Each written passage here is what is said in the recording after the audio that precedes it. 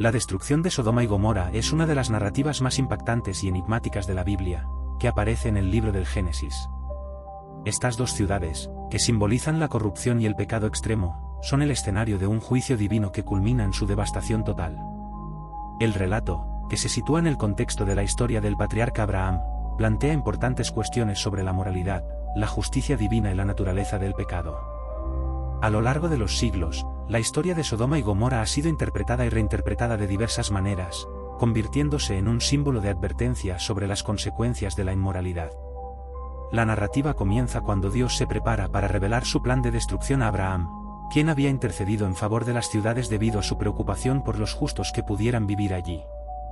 En Génesis 18, Dios informa a Abraham de que ha escuchado el clamor de la maldad de Sodoma y Gomorra y ha decidido actuar. Esta revelación provoca una de las conversaciones más memorables entre Dios y un ser humano en la Biblia, donde Abraham argumenta que, si se encuentran 10 justos en la ciudad, Dios no destruiría el lugar. Este intercambio resalta la compasión de Abraham y su deseo de salvar a los inocentes, así como la justicia de Dios, quien está dispuesto a perdonar por el bien de unos pocos. A pesar de la intercesión de Abraham, las ciudades de Sodoma y Gomorra no logran encontrar suficientes justos, y la destrucción se lleva a cabo. Dios envía ángeles a Sodoma para advertir a Lot, el sobrino de Abraham, quien vive allí. La llegada de los ángeles es significativa, ya que representan la manifestación de la voluntad divina.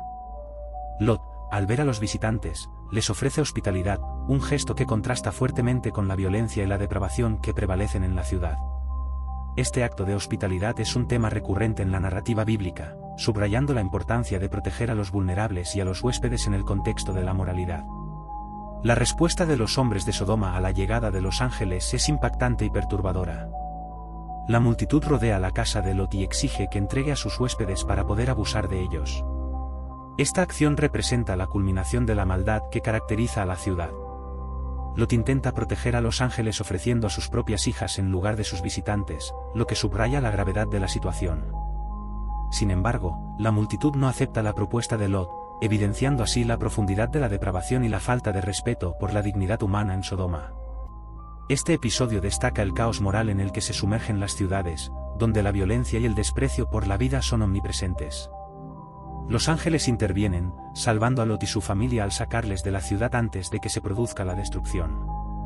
Este acto de rescate es una representación de la misericordia divina en medio del juicio. A través de la figura de Lot, se muestra que incluso en un lugar tan corrupto, hay quienes buscan la justicia y la rectitud. Sin embargo, la instrucción de los ángeles es clara: Lot y su familia deben huir sin mirar atrás.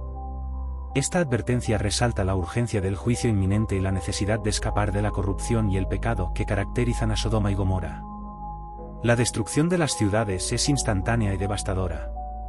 En Génesis 19, 24-25 se describe cómo Dios hace llover sobre Sodoma y Gomorra azufre y fuego, consumiendo las ciudades y a sus habitantes. Este acto de destrucción total es una manifestación del juicio divino y sirve como advertencia sobre las consecuencias del pecado. La imagen de la lluvia de fuego y azufre se ha grabado en la memoria colectiva como un símbolo de la ira de Dios y el castigo por la maldad. La destrucción es tan completa que se ha interpretado como un borrón y cuenta nueva, un intento de limpiar la tierra de la corrupción y restaurar el orden.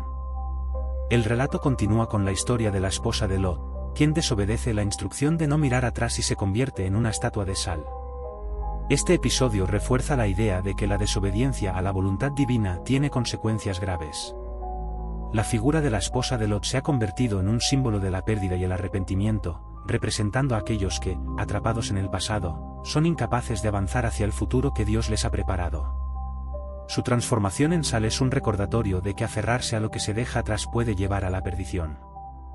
A lo largo de la historia, la destrucción de Sodoma y Gomorra ha sido objeto de múltiples interpretaciones y reflexiones.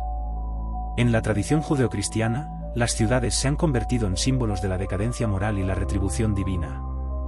Las lecciones extraídas de este relato han sido utilizadas para advertir sobre los peligros de la inmoralidad y la falta de justicia en la sociedad. Además, el relato ha sido referenciado en discusiones sobre la homosexualidad, el hedonismo y la corrupción social, aunque las interpretaciones varían ampliamente y a menudo son objeto de debate. El juicio de Sodoma y Gomorra también plantea preguntas profundas sobre la justicia y la misericordia. La disposición de Abraham para interceder en favor de las ciudades refleja la complejidad de la justicia divina y el deseo humano de encontrar redención incluso en medio de la maldad. La relación entre la culpa colectiva y la inocencia individual es un tema recurrente en la narrativa, cuestionando la responsabilidad de la comunidad en su conjunto por los actos de unos pocos. Esta tensión entre la justicia de Dios y la misericordia hacia los inocentes es un aspecto fundamental del relato que resuena en muchas tradiciones religiosas. Desde un punto de vista teológico, la destrucción de Sodoma y Gomorra puede interpretarse como una advertencia sobre el destino de aquellos que persisten en el pecado y la corrupción. La narrativa sugiere que, aunque Dios es un Dios de amor y misericordia, también es un Dios de justicia que no puede ignorar la maldad. Este equilibrio entre amor y justicia es un tema central en muchas enseñanzas religiosas, recordándonos que nuestras acciones tienen consecuencias y que la justicia divina se manifestará en última instancia. La historia de Sodoma y Gomorra ha dejado una huella indeleble en la literatura, el arte y la cultura popular. Desde la pintura hasta la poesía, los artistas han buscado representar la tragedia de estas ciudades y la severidad del juicio divino. La imagen de la destrucción de Sodoma ha sido utilizada como metáfora para explorar temas de moralidad, pecado y redención a lo largo de la historia. Este simbolismo ha trascendido las fronteras culturales y religiosas, convirtiéndose en un punto de referencia para las discusiones sobre la moralidad en el mundo contemporáneo. Además, la destrucción de Sodoma y Gomorra ha llevado a debates sobre la naturaleza del pecado y la relación entre el ser humano y lo divino. La historia nos invita a reflexionar sobre nuestras propias acciones y decisiones, y cómo éstas pueden afectar a nuestra comunidad y a nuestra relación con Dios. En un mundo donde la moralidad a menudo se pone en tela de juicio, el relato de Sodoma y Gomorra actúa como un llamado a la reflexión sobre cómo vivimos y las elecciones que hacemos. La historia también se puede ver como una advertencia sobre el peligro de la complacencia y la indiferencia ante el pecado. La reacción de la multitud de Sodoma a la llegada de los ángeles refleja la descomposición moral de la sociedad. La aceptación de la violencia y la depravación como norma puede llevar a consecuencias devastadoras. Este aspecto del relato resuena en la actualidad, donde muchas sociedades enfrentan desafíos similares relacionados con la violencia, la injusticia y la deshumanización.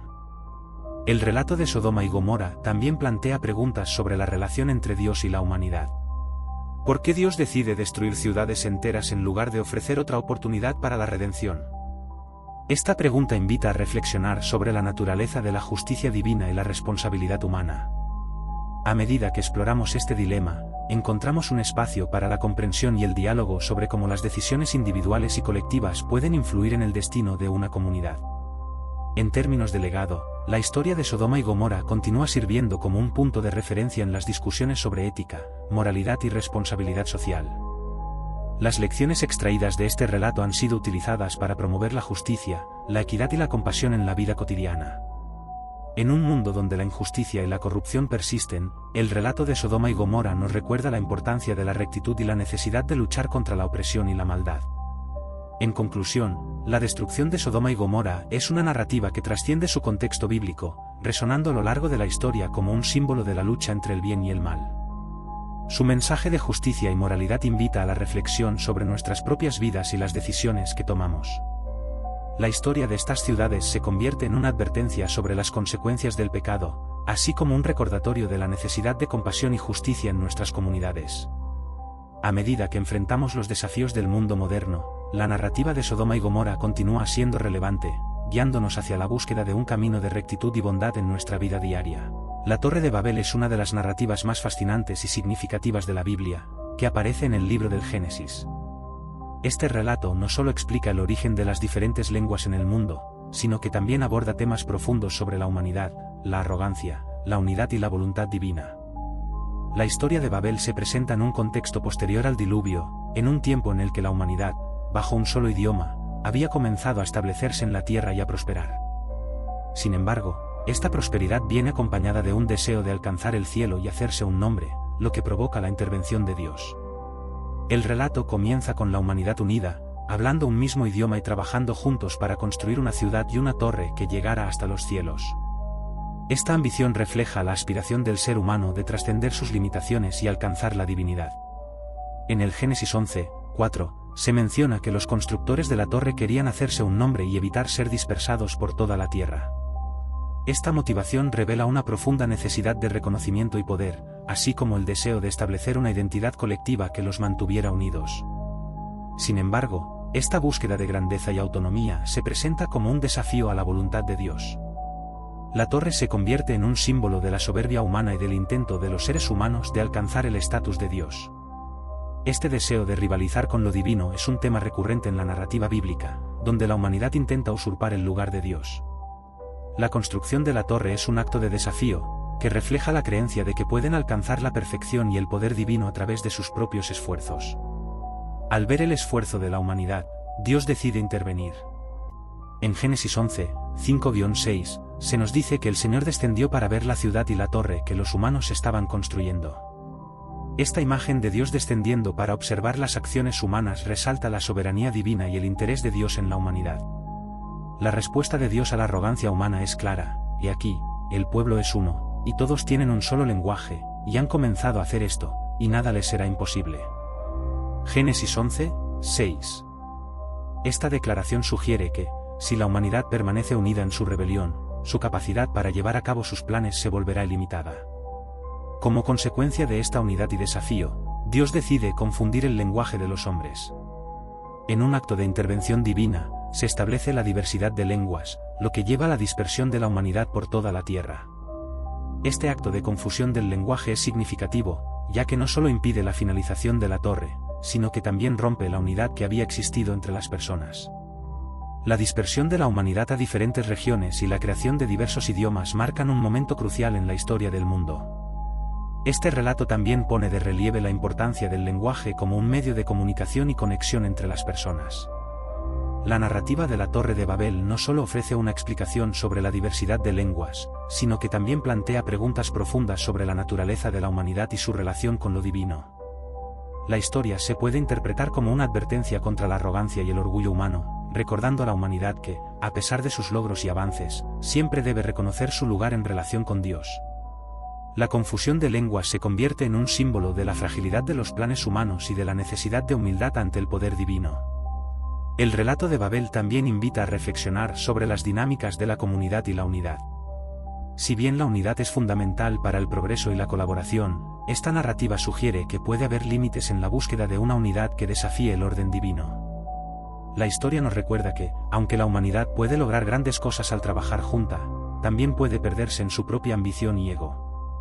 Este equilibrio entre la cooperación y el respeto por lo divino es una lección importante que resuena a lo largo de la historia. A lo largo de los siglos, la Torre de Babel ha sido interpretada de diversas maneras en la cultura, el arte y la literatura. La imagen de la torre, que se eleva hacia el cielo, ha inspirado a artistas, arquitectos y escritores, convirtiéndose en un símbolo de la aspiración humana, al mismo tiempo, de la incapacidad de alcanzar la divinidad. La representación de la torre en el arte, desde la pintura hasta la escultura, refleja tanto la grandeza del ingenio humano como las consecuencias de la arrogancia. Además, el relato ha encontrado resonancia en la discusión sobre la diversidad cultural y lingüística en el mundo contemporáneo. La confusión de lenguas en Babel puede ser vista como una representación de las divisiones que existen en la sociedad actual, donde las diferencias culturales y lingüísticas a menudo conducen a malentendidos y conflictos. La narrativa invita a la reflexión sobre cómo, a pesar de las barreras que pueden surgir de las diferencias lingüísticas, la humanidad sigue siendo parte de una misma familia global que busca la conexión y la comprensión mutua. Desde una perspectiva teológica, la historia de la Torre de Babel plantea preguntas sobre el papel de Dios en la historia de la humanidad. ¿Por qué Dios interviene de esta manera? ¿Cuál es el propósito de la diversidad de lenguas? Estas preguntas han sido objeto de debate y reflexión entre teólogos y estudiosos a lo largo de los siglos. La narrativa invita a considerar cómo la acción de Dios en la historia humana puede ser vista como un acto de amor, que busca guiar a la humanidad hacia un entendimiento más profundo de sí misma y de su relación con lo divino. La Torre de Babel también puede interpretarse como una crítica a los sistemas de poder y dominación. La ambición de construir una torre que alcanzara el cielo puede ser vista como un reflejo de los esfuerzos humanos por establecer un orden que compita con la autoridad divina. Esta crítica resuena en contextos históricos y contemporáneos, donde los poderes políticos y económicos a menudo buscan imponer su propia visión del mundo, desafiando así el orden establecido por Dios. La historia nos recuerda que, aunque los esfuerzos humanos pueden parecer poderosos, siempre están sujetos a la voluntad divina. En el contexto de la comunidad de creyentes, la historia de Babel ofrece lecciones sobre la importancia de la humildad y la interdependencia. En lugar de buscar el reconocimiento y la grandeza, los creyentes son llamados a construir comunidades basadas en el amor, la compasión y el respeto por las diferencias. La diversidad de lenguas y culturas puede ser vista como una bendición, que enriquece la experiencia humana y ofrece una oportunidad para aprender unos de otros. La narrativa de la Torre de Babel también resuena en la vida de las comunidades modernas, donde la diversidad se celebra como un valor fundamental. En un mundo globalizado, la capacidad de comunicarse y entenderse a través de las diferencias se vuelve esencial para la construcción de relaciones significativas. La historia nos invita a abrazar la diversidad como un don, reconociendo que cada cultura y lengua tiene algo único que ofrecer. En conclusión, la historia de la Torre de Babel es un relato que trasciende su contexto histórico y cultural, abordando temas universales sobre la humanidad, la divinidad y la búsqueda de significado. La narrativa invita a la reflexión sobre la arrogancia humana y la necesidad de humildad ante lo divino. A través de la confusión de lenguas y la dispersión de la humanidad, se nos recuerda la importancia de la unidad en la diversidad y la búsqueda de un propósito más elevado en nuestras vidas. La Torre de Babel, con su mensaje atemporal, sigue siendo relevante en el mundo contemporáneo, desafiándonos a considerar cómo vivimos, cómo nos comunicamos y cómo podemos construir un futuro basado en la comprensión mutua y el respeto. La historia de Babel es un recordatorio de que, aunque la humanidad puede aspirar a grandes alturas, siempre debe recordar su lugar en el plan divino y buscar el camino hacia la reconciliación y la unidad. El libro de Enoc es una obra antigua que ha fascinado a estudiosos y teólogos a lo largo de los siglos. Aunque no forma parte del canon bíblico en la mayoría de las tradiciones judeocristianas, su influencia es innegable y su contenido ha capturado la imaginación de muchos.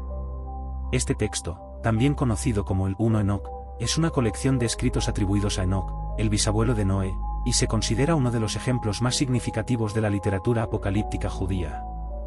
A través de sus visiones, revelaciones y descripciones de seres celestiales, el libro de Enoc ofrece una visión única del mundo espiritual y de la historia de la humanidad. La figura de Enoc es en sí misma intrigante. En la Biblia, Enoc es mencionado brevemente en el libro del Génesis, donde se dice que caminó con Dios y que fue llevado al cielo sin experimentar la muerte. Este retrato ha llevado a muchos a considerar a Enoc como un personaje de gran virtud y sabiduría. El libro de Enoc expande su historia, presentándolo como un profeta y mensajero divino. La obra revela sus encuentros con ángeles, sus visiones del cielo y su papel como intercesor entre Dios y la humanidad.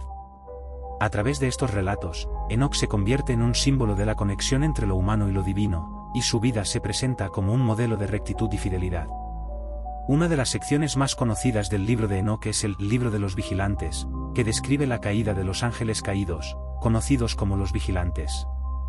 Según el relato, estos ángeles descienden a la tierra y toman esposas humanas, lo que resulta en el nacimiento de una raza de gigantes llamados Nefilim.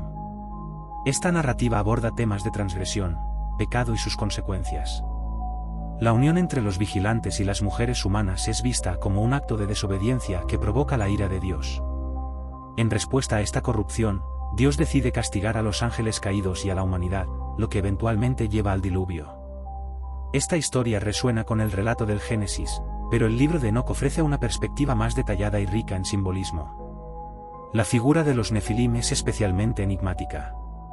Se describen como gigantes que sembraron la maldad en la tierra, y su existencia plantea preguntas sobre la naturaleza del pecado y su manifestación en el mundo.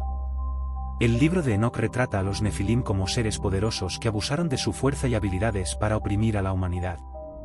Esta narrativa puede interpretarse como una crítica a la corrupción y a la violencia que pueden surgir cuando se cruza la línea entre lo celestial y lo terrenal. El relato invita a reflexionar sobre las consecuencias de la desobediencia y cómo las decisiones de unos pocos pueden afectar a muchos. El libro de Enoc también contiene visiones del juicio final y del destino de los justos y los impíos. Enoc es llevado a través de los cielos y se le muestran diferentes niveles del universo, incluyendo la morada de los justos y el lugar de castigo para los pecadores. Estas visiones del más allá subrayan la importancia de la justicia y la retribución divina, así como la esperanza de redención para aquellos que se mantienen fieles a Dios. La estructura del libro, con su combinación de narraciones, profecías y enseñanzas morales, se asemeja a otros textos apocalípticos de la época, proporcionando un contexto más amplio sobre las creencias y expectativas de la comunidad judía en el período del Segundo Templo. Uno de los aspectos más notables del libro de Enoc es su influencia en el cristianismo primitivo.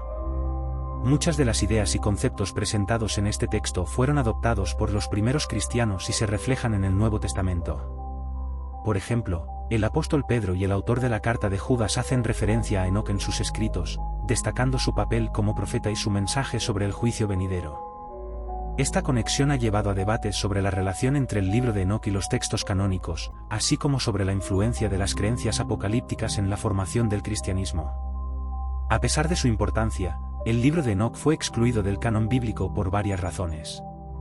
En el siglo IV, la Iglesia primitiva optó por no incluirlo en la Biblia, y su uso se volvió cada vez más restringido. Sin embargo, esto no impidió que el texto sobreviviera a través de copias y traducciones en diversas tradiciones.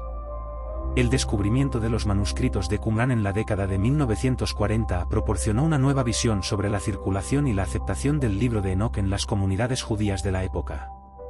Estos manuscritos confirmaron que el texto había sido valorado y leído en ciertos círculos, lo que sugiere que su mensaje resonaba con las preocupaciones y esperanzas de aquellos tiempos. El libro de Enoc también contiene elementos místicos y simbólicos que han atraído a estudiosos y esotéricos a lo largo de la historia. Sus visiones del cielo, la descripción de los ángeles y la representación del juicio final ofrecen un rico tapiz de imágenes que invitan a la interpretación. Estos elementos han influido en diversas corrientes del pensamiento místico y religioso, contribuyendo a la formación de mitologías y creencias sobre el mundo espiritual. La figura de Enoc, en particular, se ha convertido en un símbolo de sabiduría y conexión con lo divino, y su historia ha sido reinterpretada en múltiples tradiciones. En el contexto de la espiritualidad contemporánea, el libro de Enoc continúa despertando interés. Muchos buscan comprender sus enseñanzas sobre la justicia, la redención y la relación entre lo humano y lo divino. Los temas de la caída, el pecado y la esperanza de restauración resuenan en una era en la que las luchas éticas y morales son omnipresentes. La figura de Enoc, como un modelo de fidelidad y conexión con Dios, ofrece un camino hacia la reflexión sobre nuestra propia vida y nuestras elecciones. Además, el libro de Enoc invita a una reevaluación de las narrativas de la Biblia. Al explorar las historias de los vigilantes, los nefilim y el juicio divino, se abre un espacio para reconsiderar las lecciones morales que se derivan de estos relatos. La historia de Enoc es, en última instancia, un recordatorio de la complejidad de la condición humana y la búsqueda constante de sentido en un mundo que a menudo parece caótico e injusto. El libro de Enoc también plantea preguntas sobre la naturaleza de la profecía y la revelación. La experiencia de Enoc como profeta, quien recibe visiones y mensajes divinos, refleja la búsqueda de muchos por entender lo trascendental. La relación entre el ser humano y lo divino es un tema central en el texto, lo que lleva a reflexionar sobre cómo se comunican los principios espirituales y morales a lo largo de la historia. Este aspecto de la narrativa invita a los lectores a considerar su propia relación con lo divino y cómo pueden recibir y actuar según las revelaciones en su vida cotidiana. En la tradición esotérica, Enoc ha sido asociado con la sabiduría oculta y el conocimiento esotérico. Su figura ha sido reinterpretada en diversas corrientes místicas, y su historia ha sido utilizada para explorar conceptos de ascensión espiritual y conexión con el cosmos. Esta conexión entre Enoc y el conocimiento oculto resalta la búsqueda humana de trascender lo terrenal y alcanzar una comprensión más profunda del universo y de uno mismo. El legado del libro de Enoc perdura en la actualidad, invitando a la exploración y el estudio de sus enseñanzas. A medida que los académicos continúan investigando el contexto histórico y cultural de este texto, se hace evidente que su mensaje es relevante para las preguntas contemporáneas sobre la moralidad, la justicia y la espiritualidad. La figura de Enoc, con su conexión con lo divino y su papel como intercesor, sigue inspirando a aquellos que buscan profundizar en su propia fe y comprensión del mundo. Finalmente, el libro de Enoc es un testimonio de la rica tradición literaria y espiritual del judaísmo antiguo. Su narrativa, llena de simbolismo y profundidad, ofrece una ventana hacia la comprensión de la espiritualidad de su tiempo. A través de las historias de Enoc, los vigilantes y el juicio divino, se nos recuerda la importancia de vivir en conformidad con los principios morales y de buscar la justicia en un mundo que a menudo enfrenta la corrupción y la desobediencia. La historia de Enoc invita a la reflexión sobre nuestras propias vidas y nuestra búsqueda de significado en un mundo complejo y a menudo confuso, destacando la esperanza de redención y la posibilidad de una conexión más profunda con lo divino. La figura de Enoc y sus visiones continúan desafiando y enriqueciendo nuestra comprensión de la relación entre la humanidad y lo sagrado, recordándonos que, a pesar de las adversidades, siempre hay un camino hacia la luz y la verdad. El maná del cielo es uno de los símbolos más poderosos y significativos en la narrativa bíblica, especialmente en el contexto del Éxodo y el peregrinaje de los israelitas a través del desierto. Este relato se encuentra principalmente en el libro del Éxodo, donde se describe cómo Dios provee alimento a su pueblo durante su travesía hacia la tierra prometida.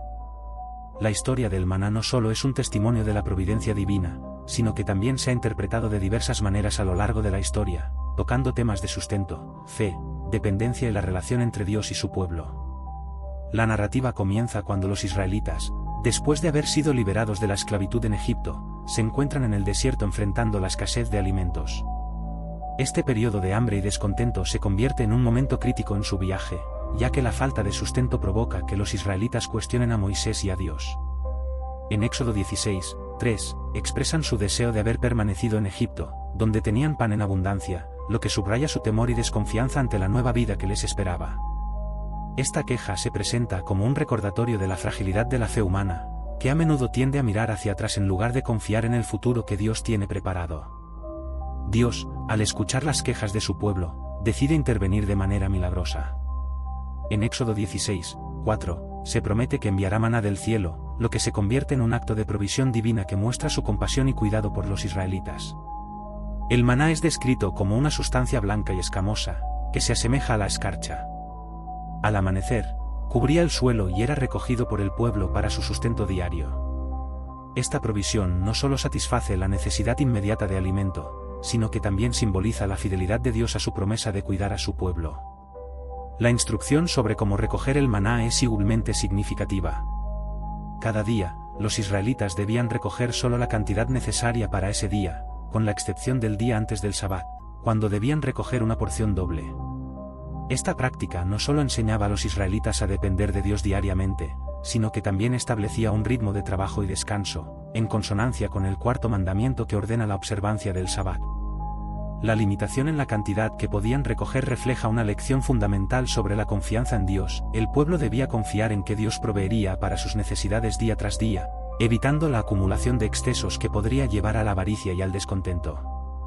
Sin embargo, algunos israelitas, desobedeciendo las instrucciones, intentaron almacenar el maná, solo para descubrir que éste se pudría al día siguiente. Este evento resalta la importancia de seguir las instrucciones divinas y la necesidad de fe en la provisión continua de Dios.